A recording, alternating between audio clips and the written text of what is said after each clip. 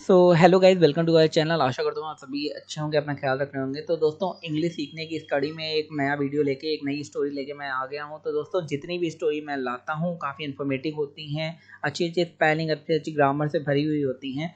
तो दोस्तों, जितनी भी स्टोरी मैं लाता हूँ वो रियल स्टोरी बेस्ड होती है, कभी ना कभी वो घट चुकी होती हैं। तो रियल स्टोरी में और ज़्यादा आपको अच्छा लगेगा पढ़ने में, पढ़ाई भी होगी और आपको नया ज्ञान भी मिलेगा इससे। तो एक एक वर्ड, एक एक स्पेलिंग मैं बहुत अच्छे से पढ़ाने जा रहा हूँ आपको यहाँ पे। तो स्टोरी अच्छे से पढ़ते हैं और बिना किसी देरी के स्टार्ट करते हैं। तो चलिए स्टार्ट करते हैं। आज की हमारी स्टोरी अशोक के ऊपर है। राजा अशोक आप सभी को पता होगा, जिन्होंने बाद में बौद्ध धर्म अपना लिया था और बौद्ध धर्म का काफ़ी प्रचार भी करा था। तो चलिए स्टार्ट करते हैं। सबसे पहला दिया है कि इन एंशियंट इंडिया। अब इसे पढ़ेंगे कैसे उसको भी हम लोग देख लेते हैं, उसके बाद ही हम लोग स्टार्ट करेंगे। In ancient India. Ancient India माने क्या होता है? एंशियंट माने प्राचीन, पुराने इंडिया में, प्राचीन भारत में। तो एंशियंट कैसे पढ़ेंगे? ए एन से एन होता ही आपको पता ही है, सी आई से सी और ई एन टी से एंट। ए एन टी से आंट होता है, ई एन टी से एंट, ई से ए बनता है ना, तो ancient, ancient India आपको पता ही होगा, प्राचीन भारत में। There lived a great emperor named Ashoka. There lived a great emperor named Ashoka. तो एक बार एक राजा रहता था, महान सम्राट रहता था, जिसका नाम था अशोक। अब यहाँ पे लिखा है देयर लिव्ड। देयर लिव्ड माने कभी रहा करता था, कभी हुआ था। तो जब हुआ था, कभी रहा करता था, कभी वो अस्तित्व में था, तो इसके लिए हम लोग लगाते हैं देयर लिव्ड, मतलब वो था कभी। तो ये आपको याद रखना है। ये जब भी आप सेंटेंस बोलेंगे तो आपको काफ़ी हेल्प मिलेगा जब आप स्टोरी सुना रहे होंगे। There lived a great, great माने महान, ग्रेट आपको पढ़ने ही आती है। एम्परर, एम्परर माने राजा, किंग भी कह सकते हैं, एम्परर भी कह सकते हैं। नेम्ड अशोक, ये मैं बार बार बता चुका हूँ कि हम लोग ऐसे कहते हैं whose name is Ashok, whose name was Ashok, जिसका नाम अशोक था। ऐसे नहीं कहते हैं, इतना बड़ा सेंटेंस नहीं बनाना है हम लोगों को, शॉर्ट में इंग्लिश में बताना है कि नेम्ड अशोक मतलब जिसका नाम अशोक था। तो प्राचीन भारत में महान सम्राट अशोक नाम का एक सम्राट रहता था। समझ में आ गया इतना? आगे देखते हैं। अशोका या अशोक वॉज, वॉज माने था, वॉज कौन सा टेंस है? ये है पास्ट कॉन्टिन्यूअस टेंस।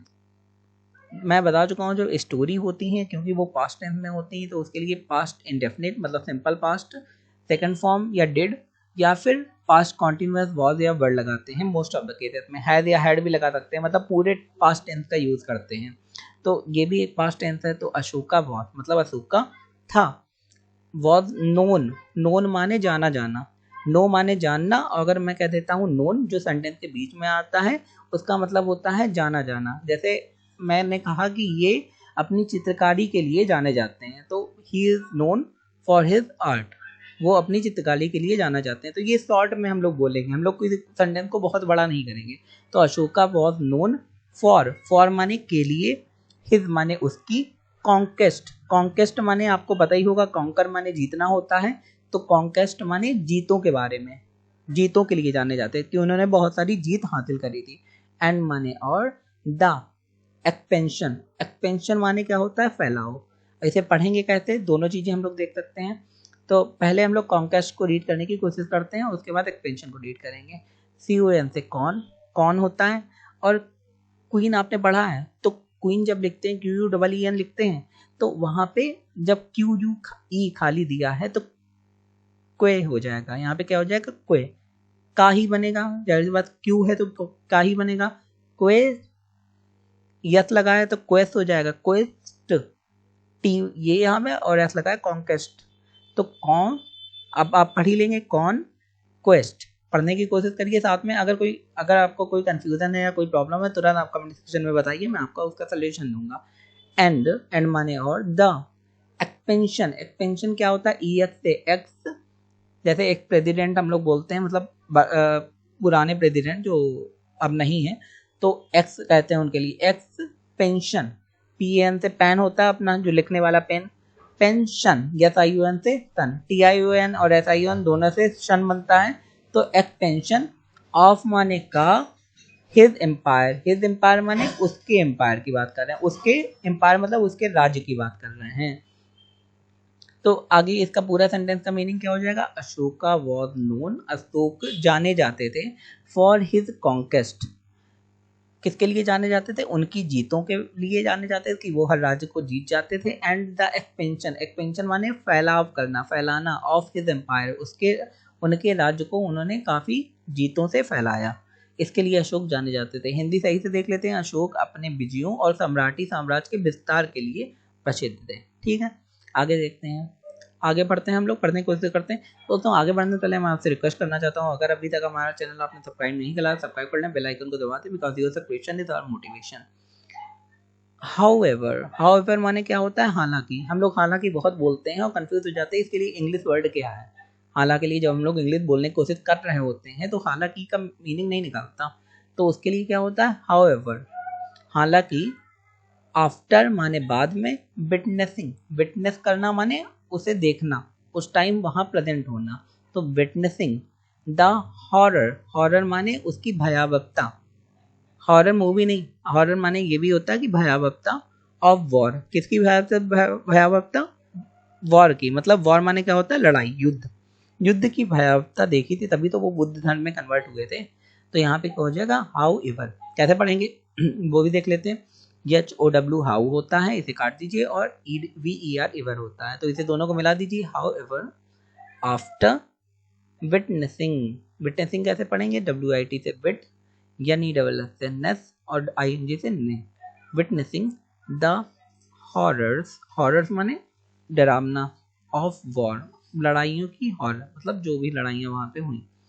हालांकि युद्ध के भयावहताओं का सामना करने के बाद आगे क्या है, Ashoka underwent a profound transformation, तो अशोक ने एक गहरी परिवर्तन का अनुभव किया। तो युद्ध की भयावहताओं से बचने के बाद अशोक ने एक गहरे परिवर्तन का अनुभव किया।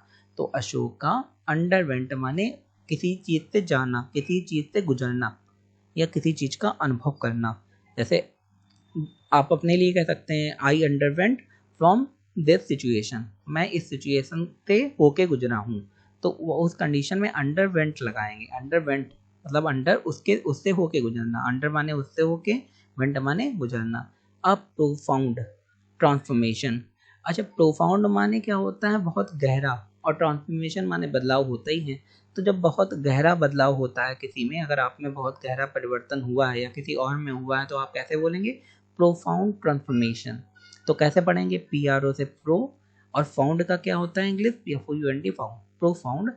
ट्रांस, ट्रांस कैसे लिखेंगे, TRAN से ट्रांस, FOR से फॉर, और मिशन MATION से mission, transformation. Ashoka underwent a profound transformation, Ashoka ने एक गहरी परिवर्तन का अनुभव किया। जब उन्होंने वॉर में, लड़ाई में ये सब देखा, हॉरर, तो उन्होंने अपने अंदर एक परिवर्तन का अनुभव करा।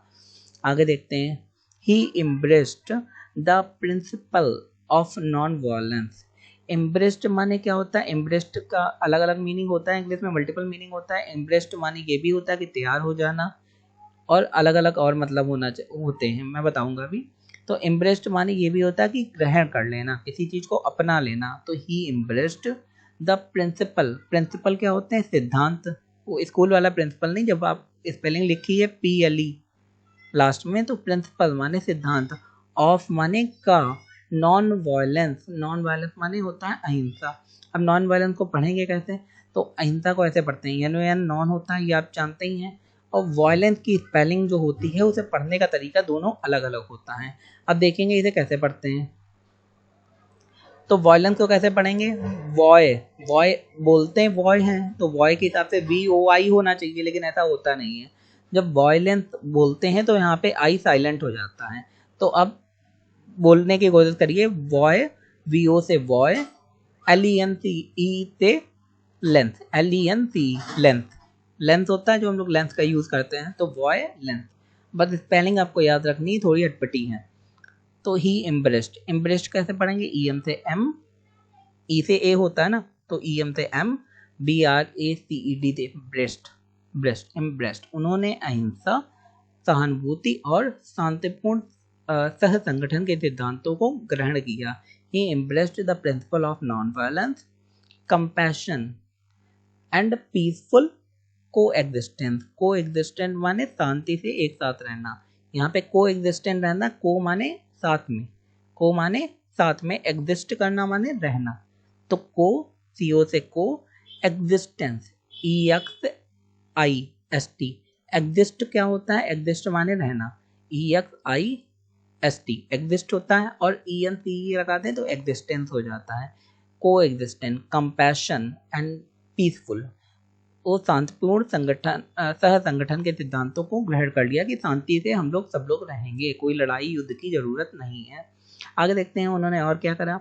Ashoka renounced violence and shout to govern his empire with Ashoka renounce माने त्याग देना, मना कर देना, वायलेंस किसे मना कर दिया, वायलेंस को, मतलब लड़ाई झगड़ों को मना कर दिया, एंड शाउट माने चिल्लाना नहीं, शाउट माने उस किसी चीज को आगे बढ़ाना, टू गवर्न माने चलाना, आपको पता है राज्य को चलाने को क्या कहते हैं, गवर्न, और उसी से बनता है गवर्नमेंट। हिज माने उसके हिज एम्पायर माने राज्य को, विद माने साथ में, आगे क्या है, बेनेवोलेंस एंड जस्टिस के साथ।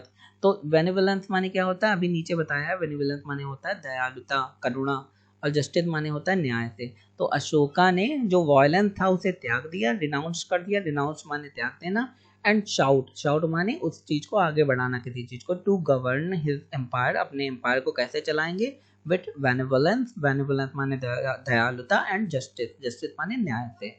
तो रिनाउंस्ड पढ़ लेते हैं, आर से री, NOUN से नाउन होता ही आपको पता है, और CED से रिनाउंस्ड, वायलेंस अभी मैं बता चुका हूँ, एंड शाउट, SOU शाउ, GST से ट, sought, to govern his empire with benevolence and justice.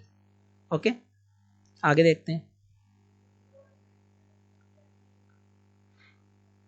He erected pillars with inscriptions promoting moral values and tolerance। तो उन्होंने क्या करा, उन्होंने स्तंभ स्थापित करे, स्तंभ कैसे, शिलालेख स्थापित करे, इंस्क्रिप्शन के शिलालेख स्थापित करे, उसमें इंस्क्रिप्शन माने ऐसे शिलालेख जिसमें कुछ लिखा हुआ हो, क्या लिखा हुआ हो, मॉरल वैल्यूज, नैतिक विचार लिखे हुए हों, और टॉलरेंस माने होता है सहिष्णुता, किसी चीज को सहने की क्षमता, उसके बारे में लिखा हुआ हो। अब जरा इसे पढ़ते हैं।